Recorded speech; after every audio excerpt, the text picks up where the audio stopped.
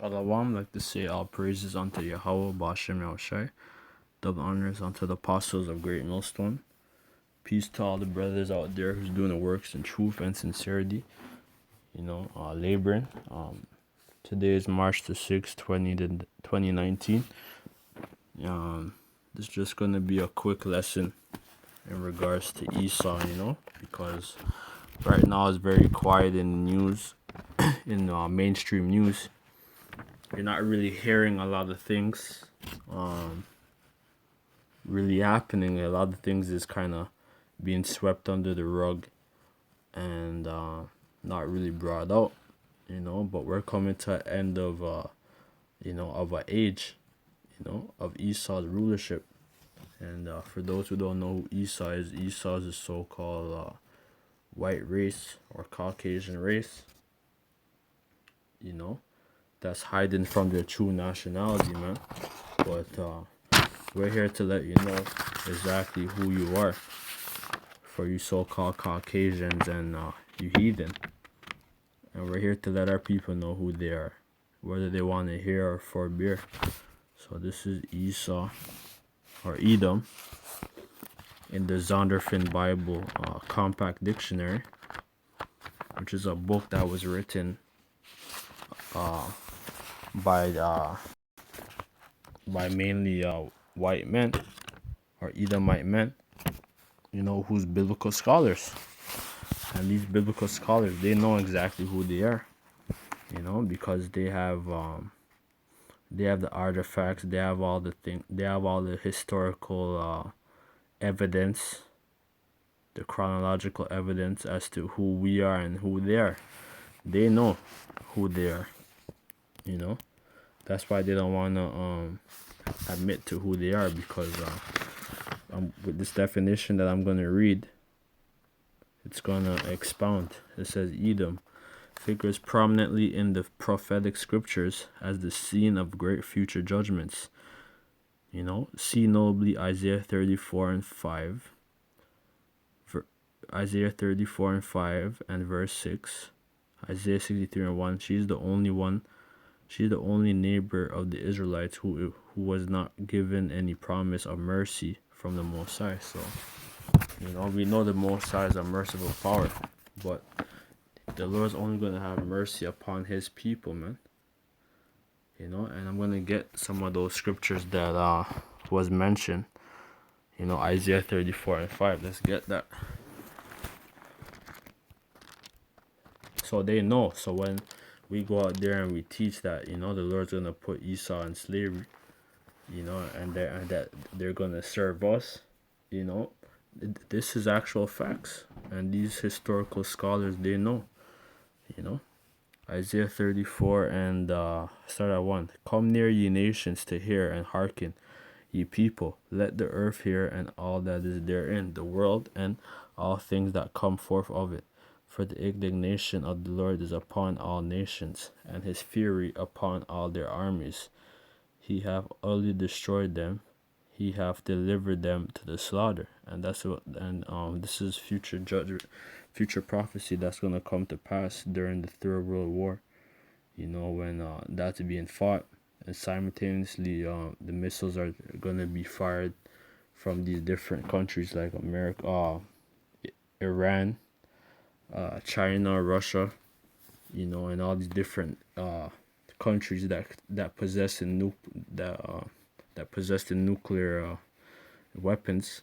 They're gonna be used and be firing them upon one another, man. So as that's happening, the Lord's gonna come back with his angels, and he's gonna be destroying certain parts of the world, mainly America, and bringing back, and saving his people, man.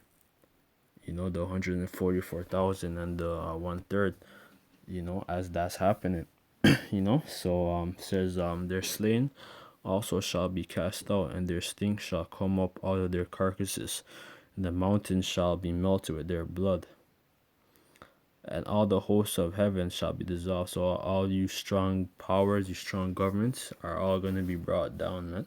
All the hosts of heaven shall be dissolved, and the heaven shall be rolled together as a scroll, you know. So everything that's, that's in this world, this modern day world, is gonna be destroyed, man.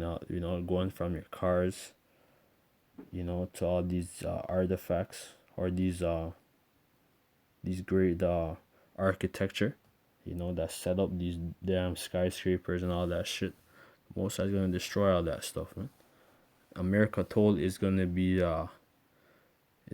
swept, with that wind of fire, man. And everything's gonna be dissolved. And the heaven shall be rolled together as a scroll. That's referring to the mushroom cloud, as those nuclear missiles are dropping, man. That's what's gonna be forming, because when you look at the atomic bomb, you know, when they were testing it out, Big Boy and Little Boy, when they were testing out those atomic bombs back then, and they dropped them. When they dropped, it looked like it actually looked like a scroll being rolled, and that's how Isaiah the prophet, how he saw it, because he didn't know the definitions of today. So he described it as basically how he can back then. Says and all their hosts shall fall down as a leaf falleth off from the vine, and as a falling fig from the tree.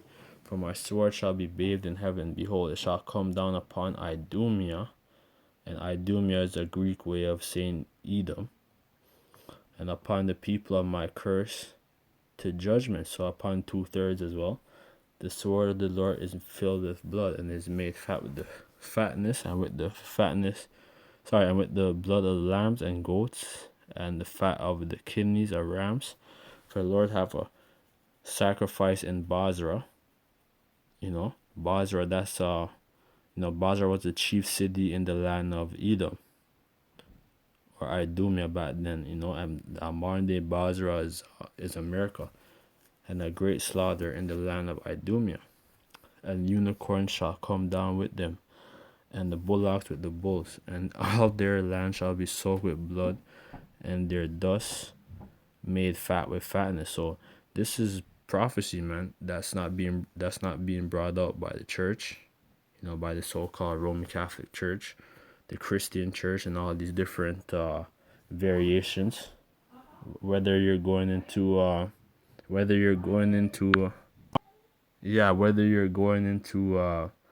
the damn Jehovah Wickedness, or the Jehovah Witness, Protestant, and all these different factions of the Christian church. They're not brought out, all these prophecies, man. The pastors, they avoid all these things, man. It says, for it is the day of the Lord's vengeance, and the year of recompense for the controversy of Zion.